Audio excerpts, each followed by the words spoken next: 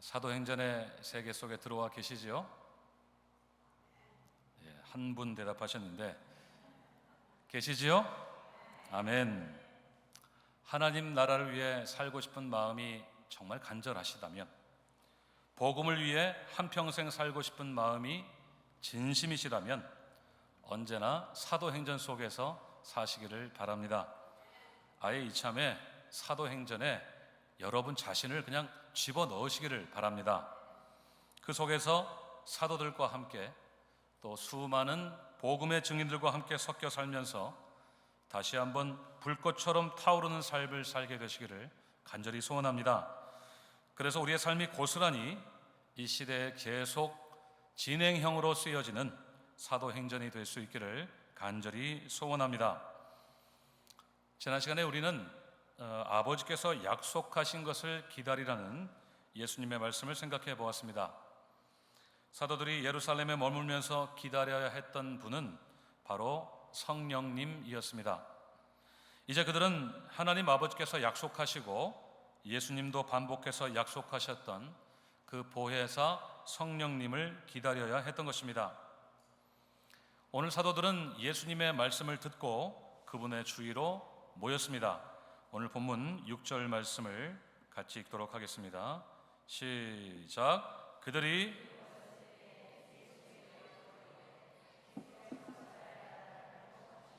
이때이니까 하니 아멘.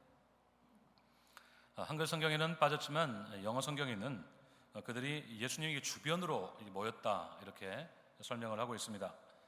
이미 4절에서 그들은 예수님과 함께 모였었고 6절에서 또 한 번 그들은 예수님 주변으로 모였다고 했습니다. 오늘 누가는 교회의 시작을 사도들이 예수님과 함께 모이는 것으로 설명하고 있습니다. 초대교회는 예수님의 말씀을 듣고 그분께 가까이 나아온 사람의 모임으로 시작됐다는 것입니다. 그러니까 복음을 듣고 사람들이 모였을 때 교회가 시작된 겁니다.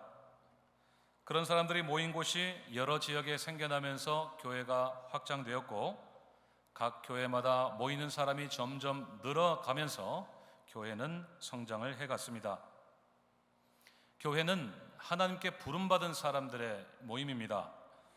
복음을 듣고 예수님을 주님으로 고백하는 사람들이 모인 곳이 바로 교회입니다. 믿으십니까?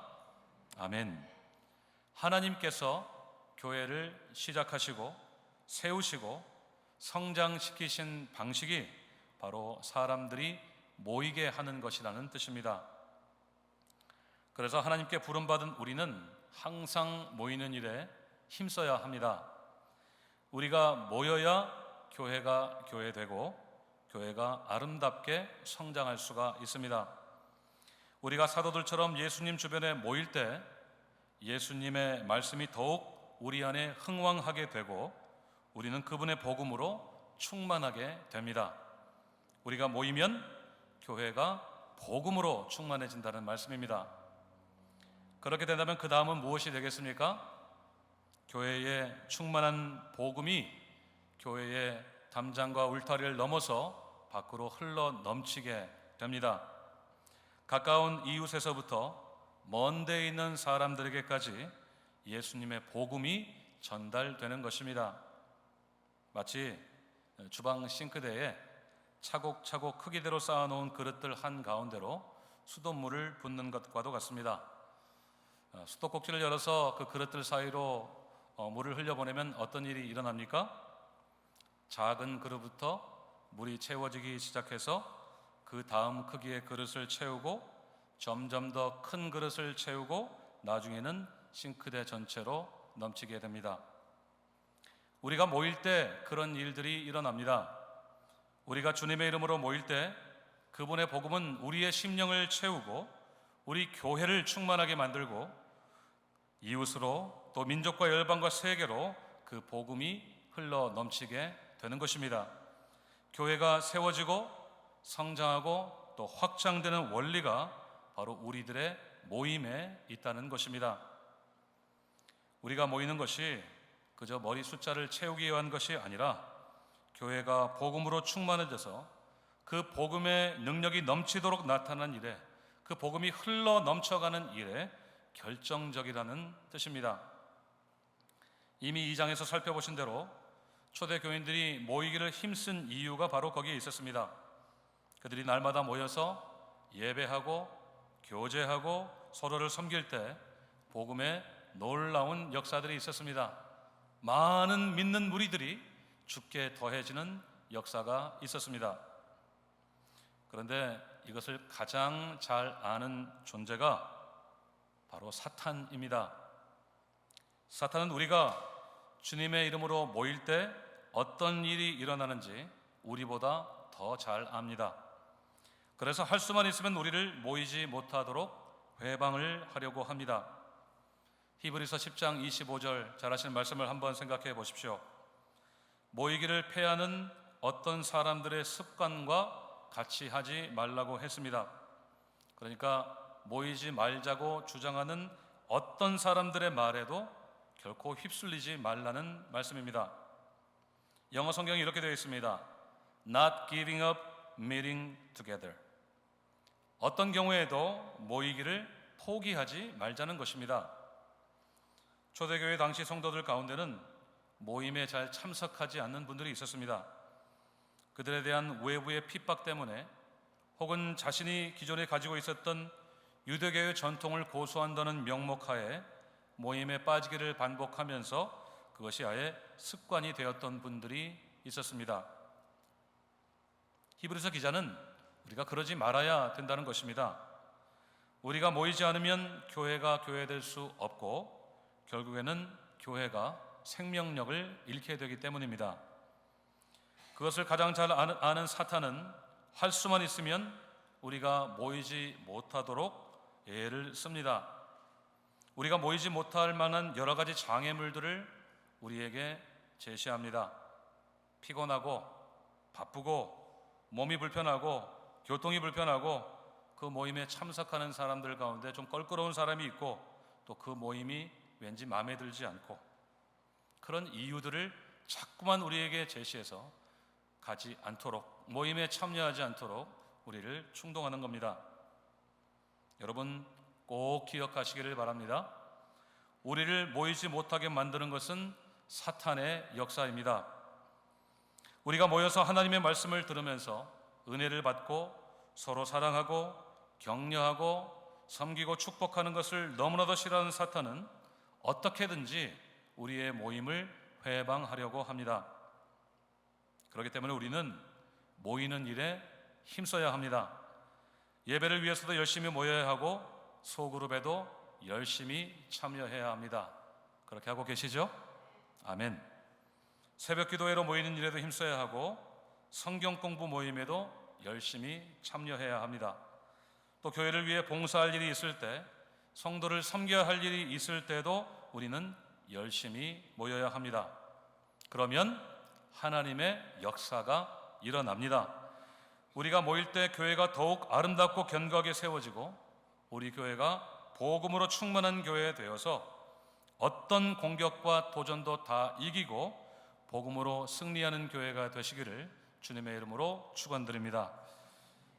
이제 예수님 주변에 모인 제자들이 예수님께 질문을 하는데 그 질문을 함께 생각해 보겠습니다. 6절을 다시 보십시오. 그들의 질문이 무엇이었습니까? 이스라엘 나라를 회복하심이 이때입니까? 라는 질문이었습니다. 바로 이때가 이스라엘 나라가 회복되는 때인지를 묻는 질문이었습니다. 당시 제자들의 마음속에는 점점 고조되는 기대감이 있었습니다. 그것은 바로 이스라엘의 회복이었습니다. 이스라엘 회복은 말 그대로 이스라엘이 예전의 모습으로 다시 돌아가는 것을 의미합니다. 그들이 생각하는 이스라엘의 예전의 모습은 무엇이었을까요? 이스라엘이 세계의 중심이었던 때입니다. 대표적인 것이 다윗이 온 이스라엘을 통치하던 때입니다. 그 찬란했던 영광의 때를 가리킵니다. 이스라엘 사람들은 하나같이 당시에 이스라엘이 누렸던 최전성기가 언젠가는 다시 올 것이라고 하는 것을 믿고 간절히 기다리고 있었습니다. 비록 그들이 지금은 로마 제국의 지배 아래서 자유를 잃고 식민 백성으로 전락했지만 언제가 다시 그들에게 봄날이 올 것을 기다리고 있었던 것입니다. 그들은 그런 회복을 간절히 기다리고 있었습니다. 당시 사도들에게 그런 기대가 점점 고조되었던 이유가 있었습니다. 첫 번째로는 예수님의 약속 때문입니다.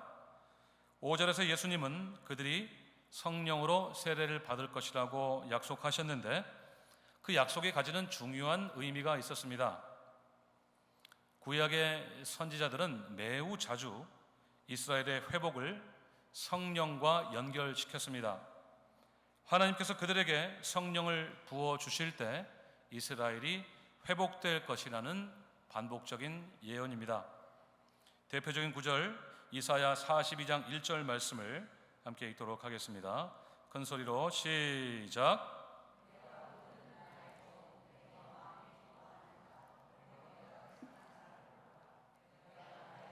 그에게 주었은즉 그가 이방의 정의를 베풀리라. 아멘.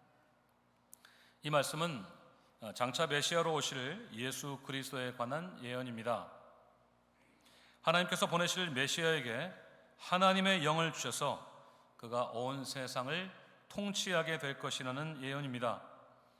이 말씀은 이스라엘의 왕이신 예수님이 온 세상의 통치자가 되실 것이고 자연스럽게 이스라엘은 온 세상을 다스리는 나라가 된다는 뜻입니다. 곧 성령의 부어주심이 이스라엘의 찬란한 영광을 회복하게 만드는 결정적인 사건으로 이해된 것입니다. 그런 이해 속에서 사도들은 그들에게 성령을 부어주시겠다는 예수님의 약속을 받고는 마음속으로 이렇게 확신하고 기대하게 된 겁니다. 아, 드디어 때가 되었구나.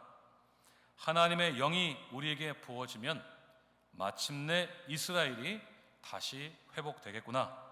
하나님의 그 약속이 이루어지겠구나. 그렇게 생각했던 겁니다. 뿐만 아니라 그들은 예수님의 부활을 직접적으로 목격한 사람들이 아닙니까? 십자가에서 완전히 죽으신 예수님이 기적적으로 부활하셔서 40일 동안 그들과 함께 지내셨습니다. 그리고 그들은 그 예수님께서 하나님 나라의 일을 말씀하시는 것을 두 귀로 똑똑히 들었습니다. 죽음에서 부활하신 그분의 능력이라고 한다면, 죽음의 권세도 이기신 예수님이라고 한다면 이스라엘의 하나님 나라를 충분히 세우시고도 남을 것이라는 확신이 그들에게 생겼던 것입니다. 그렇게 된다면 이스라엘이 다시 회복될 것은 분명해 보였습니다. 그래서 그들은 그 큰 기대 가운데 예수님께 질문했던 것입니다. 바로 이때입니까? 이때가 맞죠, 주님? 이렇게 물었던 것입니다. 하지만 예수님의 대답은 그들의 기대와는 달랐습니다. 오늘 본문 7절 말씀을 함께 읽도록 하겠습니다. 7절 시작. 이르시되 때와 시기는 아버지께서 자기의 권한에 두셨으니 너희가 알 바 아니요. 아멘. 이 예수님의 대답은 그들의 질문에 대한 직접적인 대답입니까? 그렇지 않습니까? 그렇지 않습니다. 이스라엘이 회복되는 때와 시기에 대해서는 그들이 알 필요가 없다는 것이죠. 그 이유가 무엇입니까? 하나님 아버지께서 그 때와 시기를 하나님 자신에게 두셨기 때문에, 자기의 권한에 두셨기 때문입니다. 사실 예수님도 그 날에 대해서는 모른다고 하셨습니다. 마태복음 24장 36절을 다 함께 읽겠습니다. 시작. 그러나 그날과 그때는 아무도 모르나니 하늘의 천사들도 아들도 모르고 오직 아버지만 아시느니라. 아멘. 이 아들은 누구입니까? 예수 그리스도 자신을 가리킵니다. 이 세상의 마지막 날, 곧 예수님이 다시 오셔서 하나님 나라가 최종적으로 완성되는 날, 이스라엘이 온전히 회복될 날은 하늘의 천사도 모르고 심지어는 예수님 자신도 모른다고 하는 것입니다. 오직 누구만 아신다는 겁니까? 하나님 아버지만 아신다는 것입니다. 사랑하는 여러분, 주님이 다시 오시는 때에 대해서는 아무도 알 수 없다는 것을 꼭 기억하시기를 바랍니다. 예전에 한국에서 다미 선교회라는 한 단체가 큰 소동을 일으켰던 것을 기억하실 겁니다. 그들은 1992년 10월 25일, 참 날도 잊어버리기 어렵습니다. 주님이 다시 오신다는 주장으로 많은 사람들을 미혹해서 사회적으로 큰 무리를 일으켰던 단체입니다. 결국 그날 무슨 일이 일어났습니까? 아무 일도 일어나지 않았습니다. 방송국에서 많은 사람들이 현장에 와서 생중계를 했지만 아무런 일도 일어나지 않았습니다. 초점을 잃은 카메라가 그들이 모인 장소를 비췄다가 하늘을 비췄다가를 반복했을 뿐입니다. 지금도 기억하는 장면이 있는데요. 땅바닥에 한 켤레 신발이 놓여져 있었어요. 그래서 휴거한 거라고 막 사람들이 소리 지르려고 그랬는데 다 어떤 사람이 실수로 벗어놓고 간 신발이었습니다.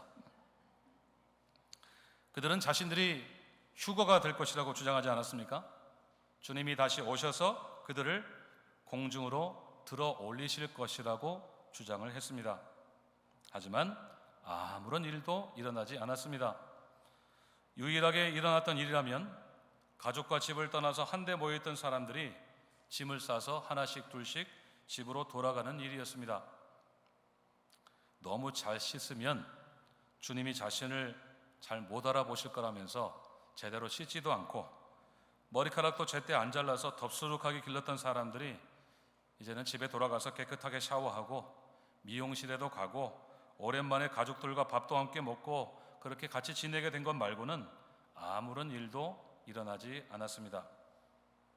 여러분, 결코 속지 마시기 바랍니다. 주님이 어느 때 다시 오실 것이라고, 몇 년, 몇 월, 며칠에 세상에 종말이 올 것이라고 누가 말해도 들은 척도 하지 마시기를 바랍니다. 그것은 다 거짓말입니다. 우리를 두렵게 만들어서 우리에게 무언가를 얻어내려고 하는 속임수일 뿐입니다. 예수님도 그날을 모른다고 하셨는데 만약에 어떤 사람이 그 날이 언제라고 말을 한다고 한다면 그 사람은 예수님보다 더 위대한 사람이어야 합니다. 또 그날을 하나님만 아신다고 했기 때문에 그 사람은 분명히 하나님과 동급 그 이상의 사람이어야 합니다. 그러니까 결국 그날이 어느 때라고 말하는 사람은 곧 자신이 누구란 이야기입니까? 내가 곧 하나님이다. 이런 이야기가 되는 겁니다. 그렇기 때문에 우리는 절대로 믿지 말아야 합니다. 물론 궁금한 생각이 드는 것은 이해가 됩니다. 저도 사실 그날이 언제인지 궁금합니다. 언제 주님이 다시 오실까요? 궁금한 생각이 있습니다. 하지만 오늘 주님은 그날이 그때가 우리의 알 바가 아니라고 하셨습니다. 원어적으로 번역하면 그 날을 아는 것은 우리를 위한 일이 아니라는 것입니다. 그렇다면 사도들이 정말 알았어야 했던 것은 무엇이었습니까? 오늘 8절, 본문 8절 말씀을 다 함께 읽겠습니다. 시작. 오직 예루살렘과 온 유대와 사마리아와 땅끝까지 이르러 내 증인이 되리라 하시니라. 아멘. 너무나도 중요한 말씀이죠. 아마도 많은 분들이 외우시는 말씀일 것입니다. 사실 이 말씀은 사도행전의 전체적인 주제 성구라고 할 수 있습니다. 약속된 성령의 부으심을 받고 그분의 권능으로 온 세상에 흩어져 복음을 전했던 사도들의 이야기가 바로 사도행전이기 때문입니다.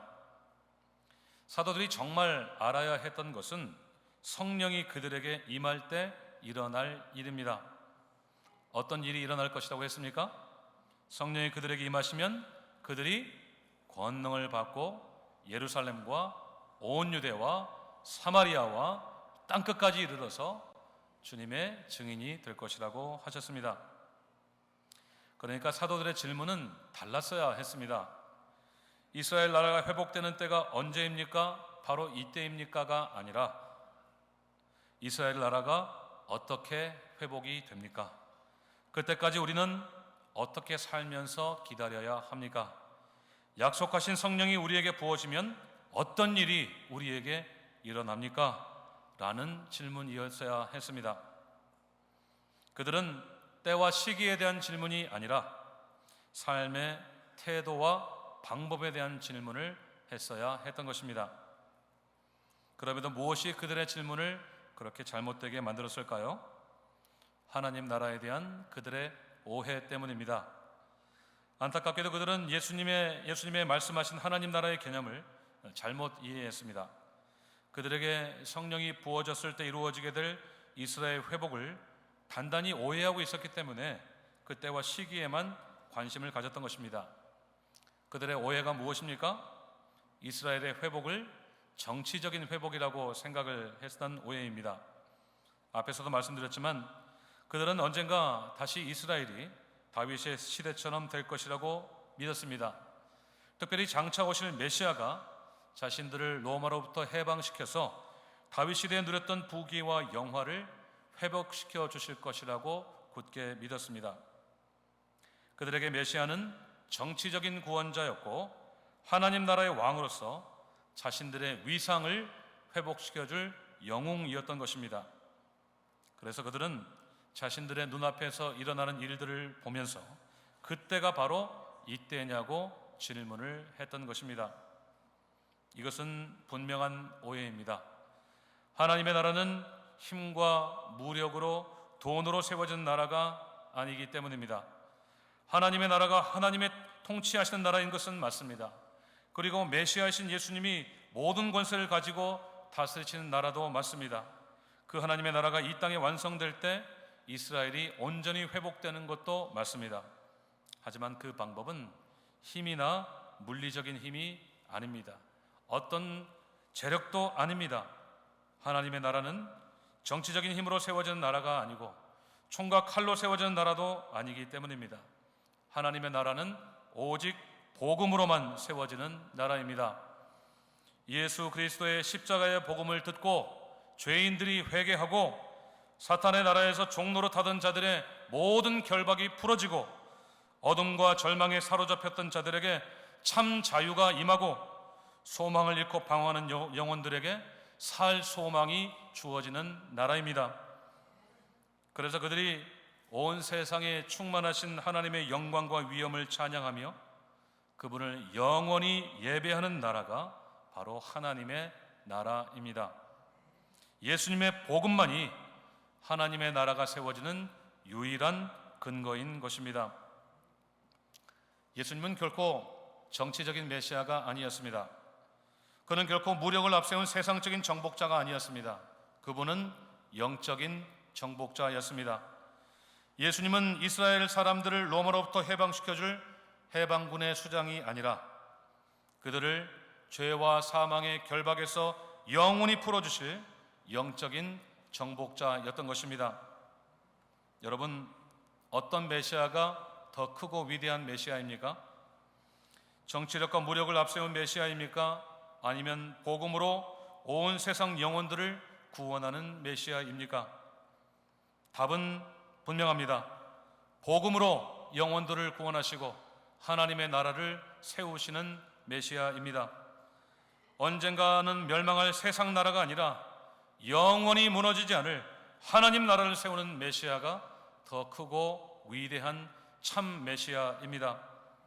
그분이 바로 예수님이신 것을 꼭 믿으시기를 바랍니다. 복음으로 사탄의 권세를 물리치시고 그에게 묶여있던 모든 영혼들을 하나도 남김없이 되찾아오시는 메시아, 온 세상 민족을 오직 복음으로 구원하시는 메시아가 바로 우리의 예수님이신 것입니다. 예수님은 바로 그 복음으로 세워지는 하나님 나라의 왕으로 오신 것입니다. 하지만 안타깝게도 그들은 그들의 그 오해를 벗어나지 못했던 것입니다.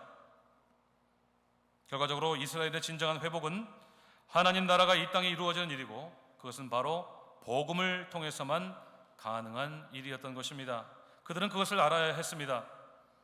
그런 이유 때문에 그들의 질문은 이렇게 달랐어야 했습니다.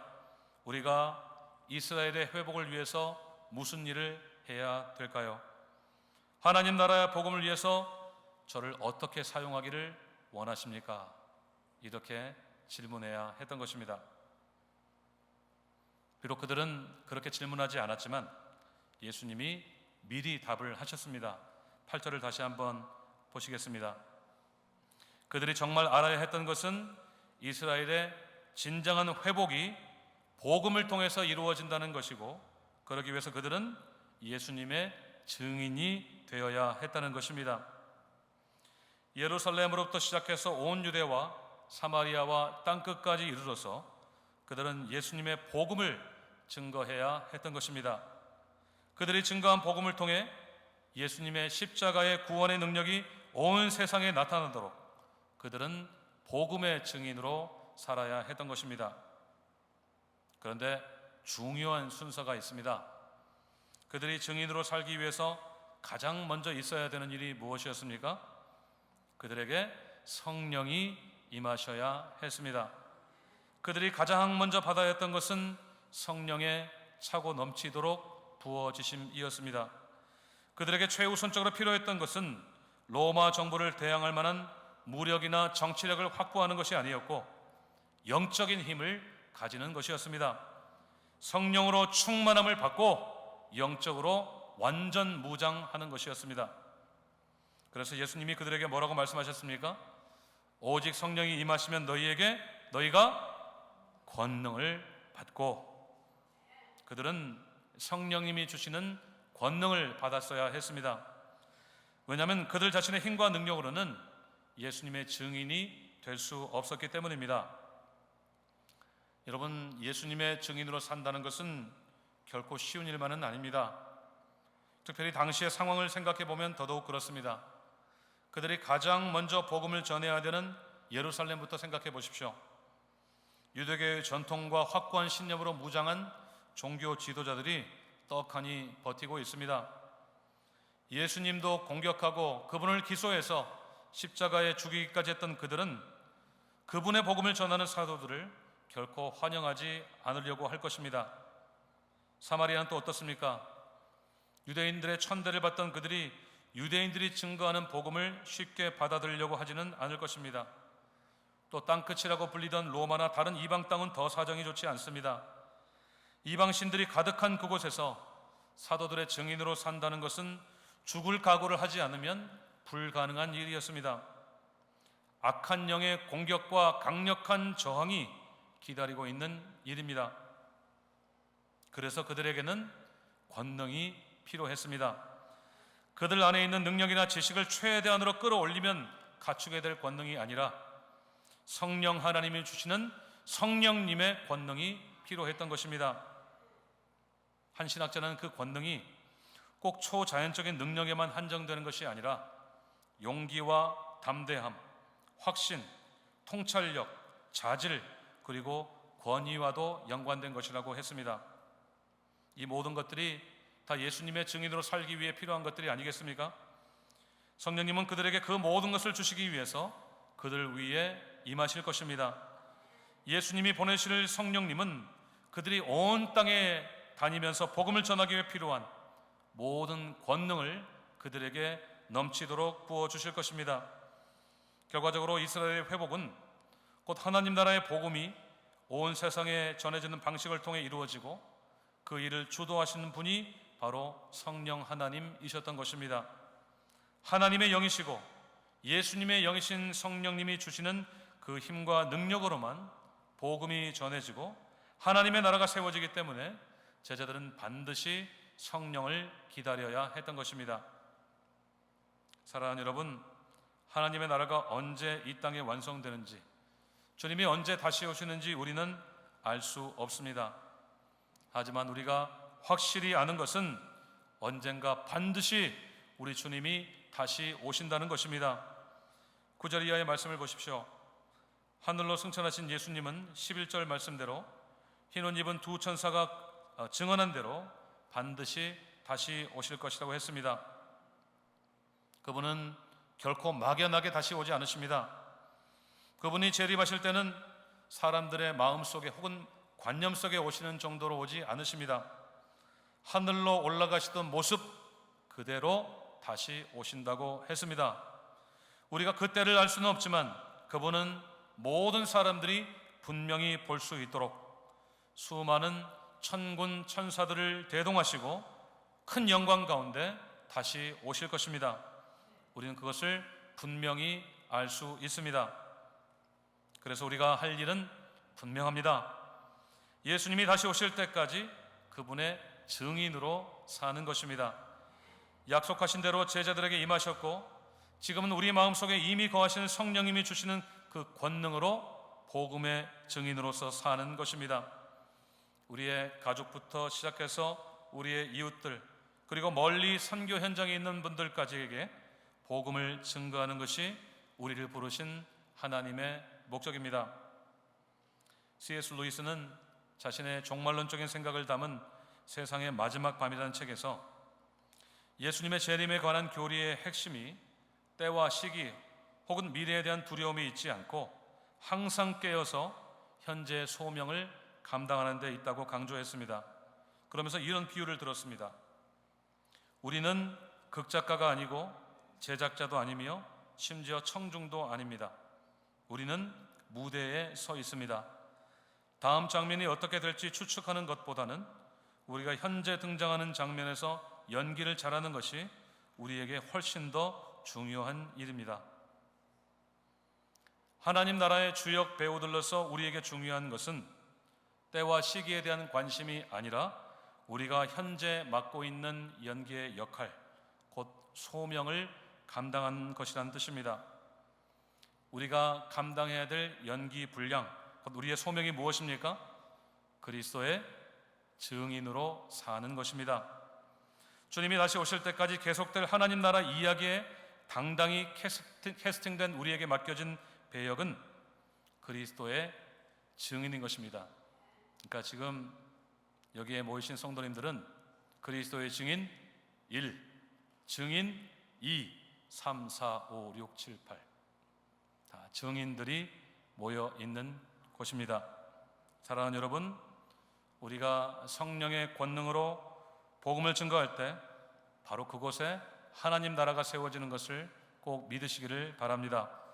우리의 힘과 능력이 아니라 성령님이 주시는 힘과 능력으로 예수님의 십자가 복음을 전하는 증인으로 살아갈 때 잃어버린 영혼들이 주께 돌아올 줄로 믿습니다. 사탄에게 묶였던 영혼들이 자유를 얻게 될 줄로 믿습니다. 죽었던 영혼들도 다시 살아나게 될 줄로 믿습니다. 광야에 화초가 피고 메마른 땅에 물줄기가 생기고 물가에 심긴 나무가 시절을 쫓아 과실을 맺게 될 것입니다.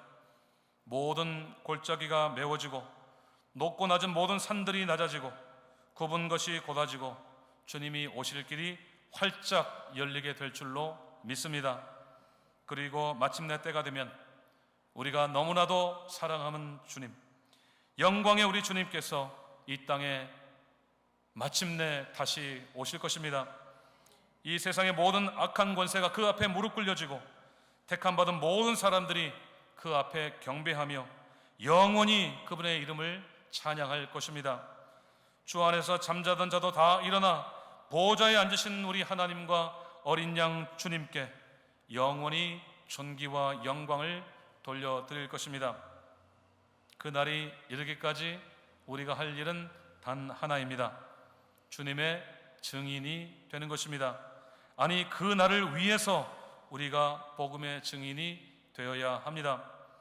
우리가 온전한 몸으로 회복되고 온 세상이 회복되고 온 우주가 회복될 그 날을 바라보면서 오늘도 우리는 증인의 삶을 살아가야 합니다.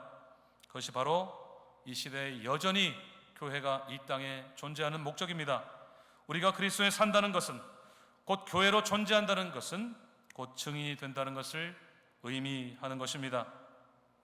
거기는 분명히 좁고 험한 길이고 많은 저항과 희생이 따르는 길이지만 우리 안에 거하시는 성령 하나님께서 주시는 권능으로 우리가 모든 것을 넉넉히 감당하게 될 줄로 믿습니다. 그때까지 우리 모두가 주님의 이름으로 항상 모이기를 힘쓰며 주님의 말씀과 성령으로 충만한 증인이 되어서 하나님 나라의 주역 배우로 살아갈 수 있으시기를 다시 오실 주님의 이름으로 축원드립니다. 기도하시겠습니다.